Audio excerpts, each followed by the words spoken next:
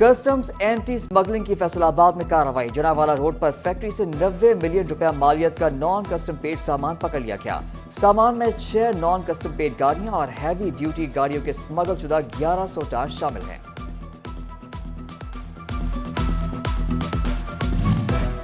F B are کا track and trace system بھی کام نہ کر سکا. شوگر مل مالکان کی ٹیکس چوری اور بوگس ریکارڈ پر قابو نہ پایا جا سکا. گزشتہ سیزن کے دوران بھی شوگر ملوں نے سینکڑوں کسانوں کے نام پر خلاف قانون چینی کی جعلی فروخت ڈال دی. ایف بی آر نے کسانوں کو نوٹس بھیج دیے.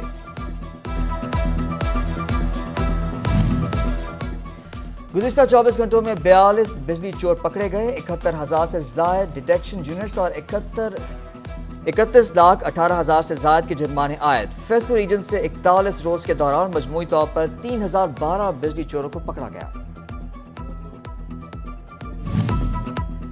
دہشت گردوں اور جرائم پیشہ عناصر کی لوکیشن ٹریس کرنے کا مسئلہ حل.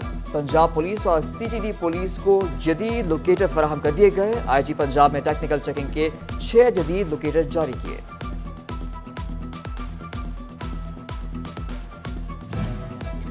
اساتذہ تنظیموں کا سکولز اور کالجز میں تدریسی بائیکاٹ جاری. لیو انکیشمنٹ اور پینشن قوانین میں ترامیم اور گرفتار اساتذہ کی رہائی تک کوئی بھی محکمانہ اسائنمنٹ پوری نہ کرنے کا اعلان. کل 20 اکتوبر سے ہونے والے انٹرمیڈیٹ امتحانات کے بائیکاٹ کی بھی دھمکی دے دی. تعلیمی بورڈ نے ڈویژن بھر میں 98 امتحانی مراکز میں ڈیوٹیاں پوری کرنے کے لیے محکمہ تعلیم سے مدد مانگ لی.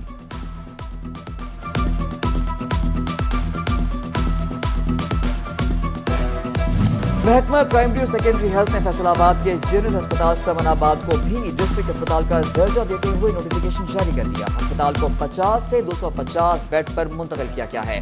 جنرل ہسپتال کا شمار سی کیٹیگری میں ہوگا.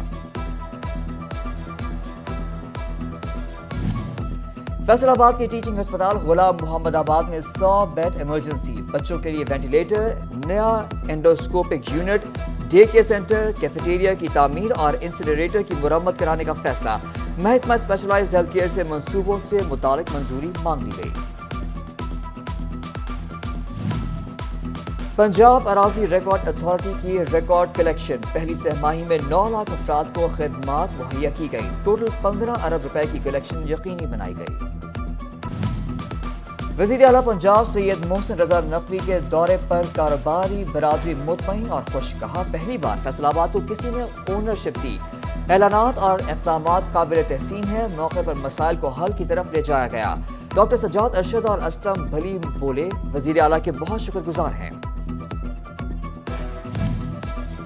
وزیر اعلیٰ کی جانب سے فیصل آباد ویمن چیمبر آف کامرس کی کاروباری خواتین کے لیے بڑی خوشخبری. خواتین کو وزیر اعلیٰ کی جانب سے فیبرک میں سبسڈائز ریٹس پر پلاٹ دیے جائیں گے. صدر روبینہ امجد کہتی ہیں کہ ہم وزیر اعلیٰ محسن نقوی کے مشکور ہیں کہ انہوں نے کاروباری خواتین کو فیبرک میں پلاٹس دینے کا وعدہ کیا.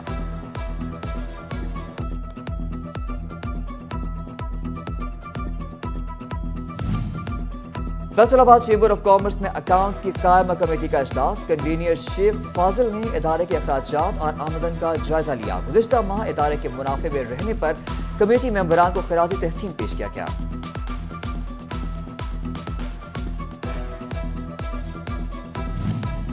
صداقت لمیٹڈ کا ایک اور اعزاز. سال 2023 کا تیسرا بہترین کارپوریٹ رپورٹ کا ایوارڈ بھی اپنے نام کر لیا. بہترین سسٹینیبلٹی رپورٹ 2023 میں بھی صداقت لمیٹڈ نے ملک بھر میں بطور ادارہ 5ویں پوزیشن حاصل کی. گروپ کی سی ای او شیخ خرم مختار نے اس کامیابی کا سہرا اپنی ٹیم اور ڈائریکٹرز کی محنت کے سر ڈالا.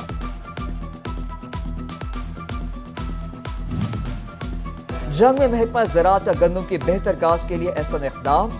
گندم کے بیجوں کی 5 ورائٹی پر سبسڈی فراہم کرنے کا فیصلہ. اکبر، عروج، اناج، دلکش اور نواب اقسام کے بیجوں پر 1500 روپے فی بیگ سبسڈی دی جائے گی. فیصل آباد ماں بچہ صحت پروگرام کا ہفتہ غذائی مہم بنانے کا فیصلہ. 23 سے 28 اکتوبر تک مراکز صحت میں بچوں، حاملہ خواتین اور دودھ پلانے والی ماؤں کی اسکریننگ کی جائے گی.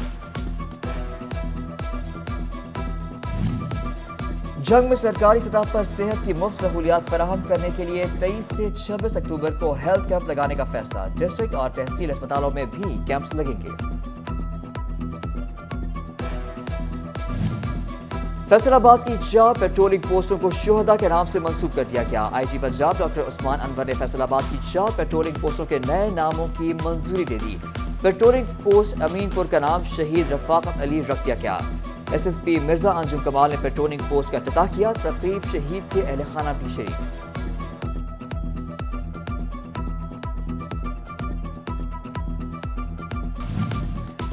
جنگ کے گورنمنٹ گریجویٹ کالج ادھیوال میں مصنف سعید بھٹا کی نئی کتاب سنجاب کی تقریب رونمائی۔ تقریب میں پرنسپل کالج مہدی حیات خان اور دیگر اساتذہ کی شرکت۔ شرکاء نے کہا تقریب کا مقصد پنجابی زبان کو فروغ دینا تھا۔ فیصل آباد نیشنل ٹیکسٹائل یونیورسٹی میں منشیات کی روک تھام اور ذہنی تندرستی کے حوالے سے سیمینار۔ اینٹی ڈرگ کیمپین کے جنرل سیکرٹری محمد انور اور سوشل ویلفیئر کے ڈویژنل ڈائریکٹر مزمل جا نے خصوصی شرکت کی۔ اور دنیا کے طویل القامت ہونے کے دعوے دار حق نواز ٹوبہ کے سپیریئر کالج میں پہنچ گئے۔ طلباء نے ان کے ساتھ سیلفیاں بنوائیں۔ حق نواز کا کہنا ہے کہ قد بڑھنے کے ساتھ ساتھ ہڈیوں کے مسائل شروع ہو گئے ہیں۔ حکومت نوکری کے ساتھ ساتھ کفالت کا بندوبست بھی کرے۔